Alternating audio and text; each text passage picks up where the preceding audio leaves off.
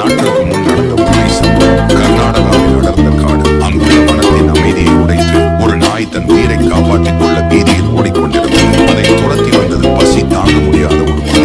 நாய் உயிரை காப்பாற்றுவதற்காக ஓடி கடைசியில் வனத்துறை பணியாளர்களின் பாத்திரம் ஒன்றுக்குள் பாய்ந்து பதுங்கியது. அடுத்த கணமே புலியும் அதன் பின்னால் உள்ளே நுழைந்தது. ஆனால் அதிசயம், கதவு தானாகவே டக் என்று மூட்டிக்கொண்டது. வெளியில் இருந்த வனக்காவலர்கள் எல்லோரும் அதிர்ச்சியில் குறைந்தனர். ஐயோ, நாயின் கதை இப்ப முடிந்துவிட்டது என்று நினைத்தனர். 2 மணி நேரம் யாரும் அங்கே செல்ல துணியவில்லை. அந்த பாத்ரூம் முழுக்க அமைதி, எந்த சத்தமும் இல்லை. 2 மணி நேரத்திற்கு பிறகு அவர்கள் மெதுவாக கதவை திறந்து பார்த்தார்கள். அங்கே நடந்த அதிசயம். ஒரு மூலையில் நாய் நடுத்திக் கொண்டிருந்தது, மற்றொரு மூலையில் புலி மயங்கி விழுந்து கிடந்தது. அப்போதுதான் எல்லோருக்கும் புரிந்தது, வெளி உலகில் புலி எவ்வளவு சக்தி வாய்ந்ததாக இருந்தாலும் அது பயம் என்ற 4 சுவற்றுக்குள் சிக்கிவிட்டால் அதன் சக்தி அனைத்தும் முடிவாகிவிடும். நாய் ஒன்றும் செய்யவில்லை, ஆனால் புலியின் மனதில் பயம் புகுந்ததும் அது தோற்றுவிட்டது. நினைவில் வையுங்கள், பயம் நம்மை அடைத்து விட்டால் பெரிய புலியையும் நாய் வெல்லும். ஆகையால் பயத்தை விட்டு தைரியமாக முன்னேறுங்கள். வெற்றிகள் அனைத்தும் நம் காலடியில கிடக்கின்றன.